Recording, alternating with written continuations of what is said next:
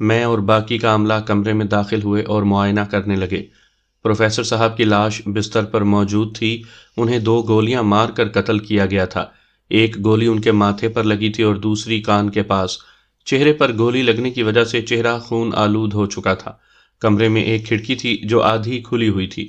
قاتل نے 2 فائر کیے۔ میں نے لاش کو دیکھتے ہوئے کہا، یقیناً قاتل نے اس کھڑکی سے ہی فائر کیا ہوگا۔ جنید نے کھڑکی دیکھ کر کہا اور کھڑکی کی طرف جھک کر باہر کو دیکھنے لگا۔ کھڑکی میں لوہے کی سلاخیں لگی ہوئی تھی۔